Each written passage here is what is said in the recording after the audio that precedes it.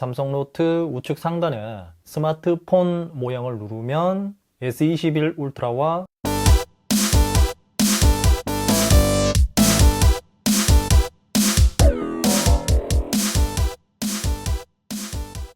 안녕하세요, 랩터입니다. 오늘은 갤럭시 탭 S8 리뷰를 해보겠습니다. 이번에는 탭 S7의 보호 필름과 케이스 등 주변 기기들을 호환할 수 있을 정도로 크기와 디자인 등이 동일하게 출시했습니다. 완전히 새로운 모델을 기대하셨던 분들은 실망할 수는 있겠지만 기존의 탭 S7을 사용하시는 분들은 만족할 수 있는 부분도 있죠. 여기에 추가로 탭 S8 울트라가 추가되면서 새로운 수요층도 창출할 수 있게 되었습니다. 그리고 갤럭시 S22 시리즈에서 대두되었던 GOS 문제가 탭 S8 시리즈에서도 불거지면서 태블릿까지 그 여파가 번졌죠. 그래서 오늘 여러가지 내용들에 대해서 자세하게 알아보겠습니다. 출격하기 전에 구독과 좋아요 부탁드립니다. 그럼 출격! 자, 먼저 디자인입니다. 디스플레이 크기가 전작인 탭 S7과 동일한 11인치이고 크기와 두께가 같아서 케이스 등 여러가지 주변 기기들을 탭 S8에서도 사용할 수 있고요. 화면 비는 16대 10 비율이고 LTPS, IPS, TFT LCD 디스플레이가 탑재되었습니다. 탭 S8 시리즈 중에 유일하게 LCD가 탑재된 기기이고요. LTPS라서 가변 주사율 48Hz에서 120Hz까지 제어를 해줍니다. 그리고 디스플레이 강도는 전작에 비해서 더 강해졌습니다. 전작인 탭 S7에는 고릴라 글라스 3였지만 이번에는 고릴라 글라스 5가 적용되었습니다. 아마도 전작인 탭 S7에서 출시 초기 이 디스플레이 긁힘 분량이 많아서 강도를 올린 것 같고요. 그래도 보호 필름은 붙이고 사용하시기 바랍니다. 자, 크기는 가로 모드 기준으로 이 가로 폭이 253.8mm이고 이 세로 길이는 165.3mm입니다. 자, 두께는 6.3mm인데 전작인 탭 S7과 완전히 동일하죠. 자, 무게는 모델별로 조금 다른데요. 5G 모델은 507g이고요. 와이파이 모델은 503g입니다. 감이 안 올 것 같아서 비교를 하자면 이 S22 울트라 두 개를 한 손에 들고 있는 것과 같은 무게이고요. 크기가 크기 때문에 더 무겁게 느껴지죠. 그래서 이렇게 한 손으로 들고 조작하는 것은 불가능하고 두 손으로 잡고 사용해야 되는데 거치대 없이 사용하는 것은 무리가 있습니다.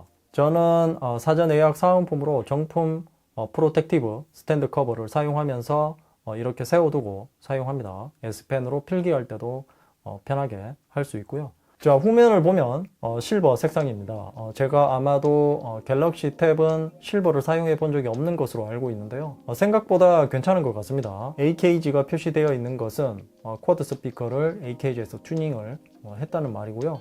이 부분이 이 S펜을 붙이는 공간인데요. 자, 물론 이렇게 여기 상단에도 붙일 수 있지만 충전과 연결은 여기 후면에서만 되죠. 간혹 이 부분 때문에 불편할 때도 있고 붙인 상태에서 바닥에서 밀거나 할 때 이 S펜이 긁힐 가능성이 커서 비효율적인 것 같습니다. 다만 이렇게 정품 케이스를 가지고 있다면 그나마 보호가 되지만 일반적인 케이스를 사용할 때는 문제가 될 소지가 있다고 봅니다.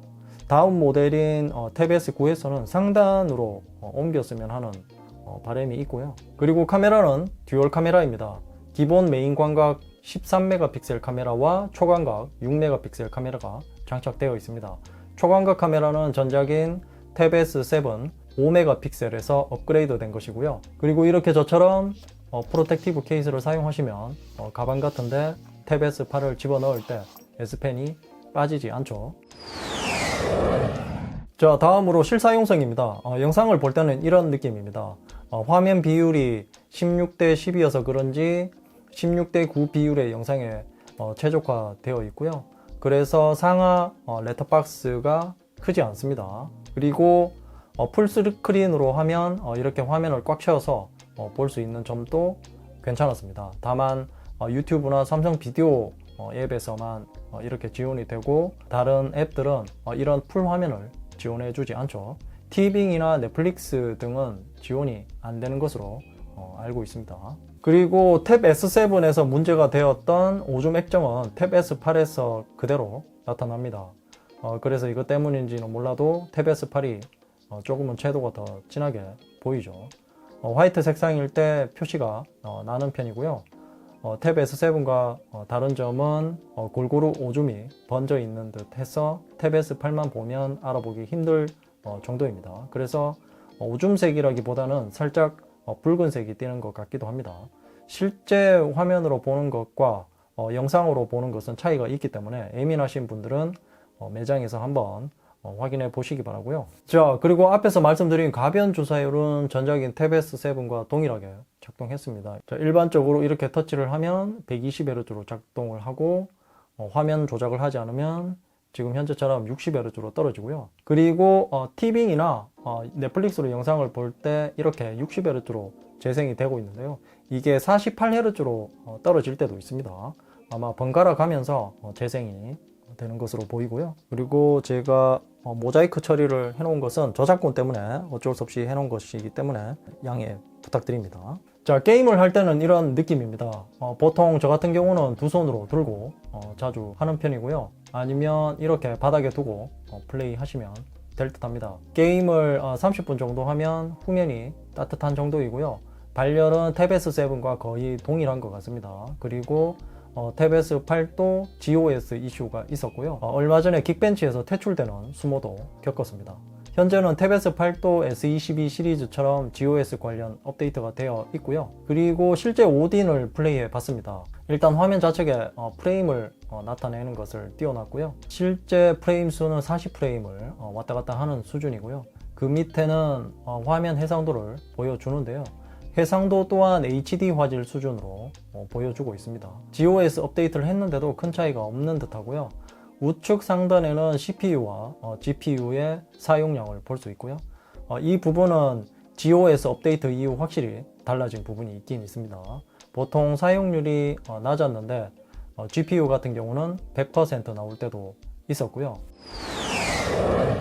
자, 다음으로 S펜입니다. S펜은 탭 S8에 없어서는 안 될 최고의 옵션이죠. 이렇게 후면에 붙이면 충전을 할 수 있고요. 자, 기본적으로 무선으로 연결이 되기 때문에 에어 액션 기능을 사용할 수 있습니다.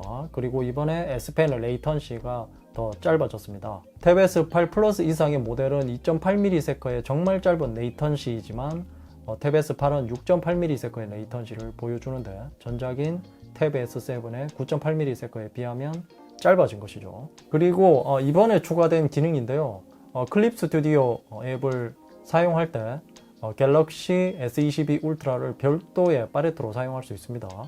컴패니언 모드라고 하는데요. 간편하게 QR코드만 찍으면 바로 사용할 수 있고요. 저는 그림을 잘 못 그리지만 테스트를 하려고 사용해 봤는데 정말 편했습니다.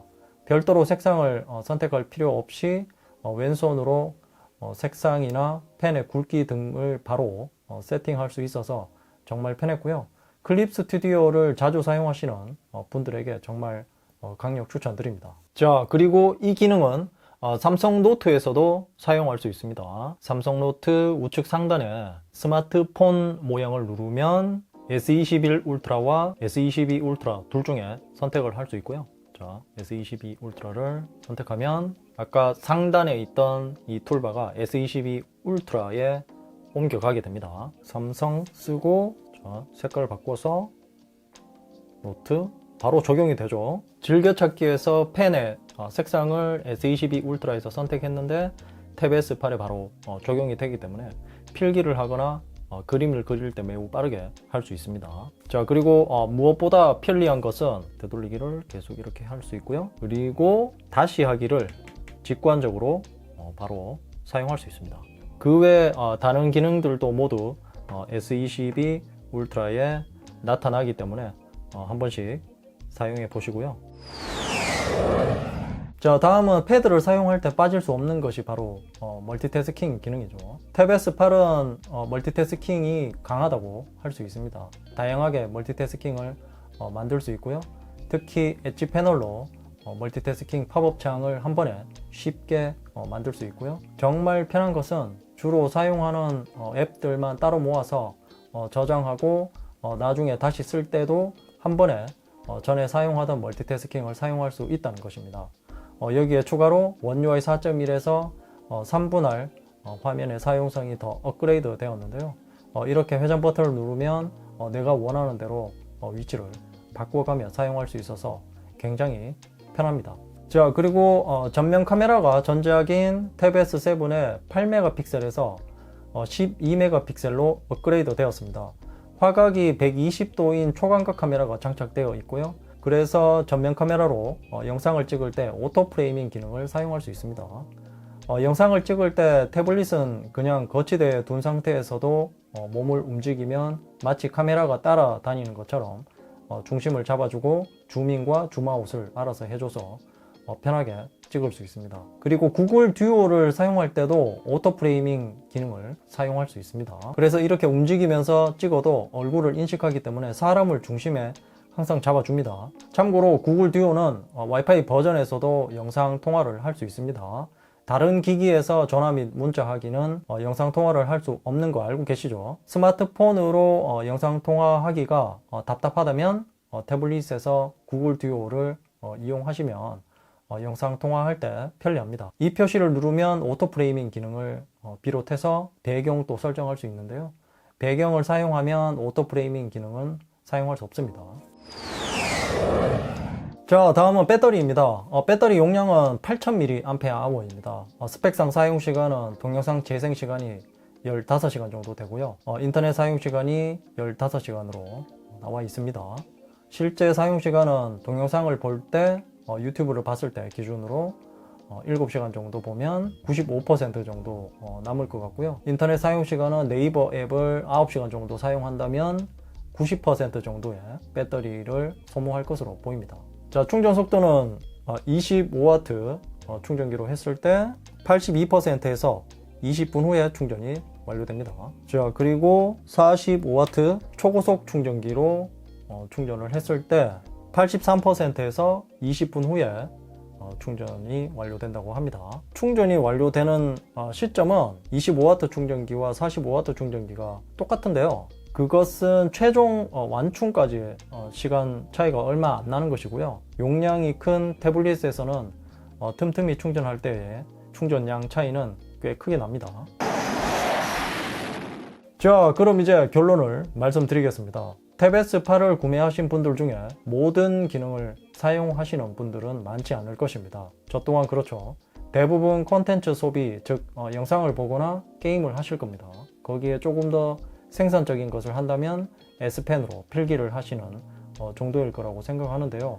GOS 이슈 때문에 말씀드리기가 정말 애매해졌습니다. 성능을 보고 탭 S8을 구매해라고 말씀드리는 것은 정말 아닌 것 같고요. 왜냐하면 아이패드 9세대보다 성능은 떨어지니까요. 그래서 이런 분들이 구매하시면 될 듯합니다.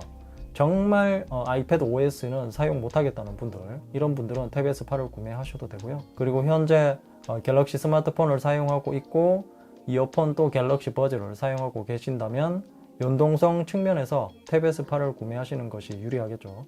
그리고 참고로 탭 S7을 사용하고 계시는 분들은 그냥 그대로 사용하셔도 됩니다. 굳이 기변 안 하셔도 되고요. 이상으로 갤럭시 탭 S8 리뷰였습니다. 궁금한 점이 있다면 댓글로 남겨주시고요.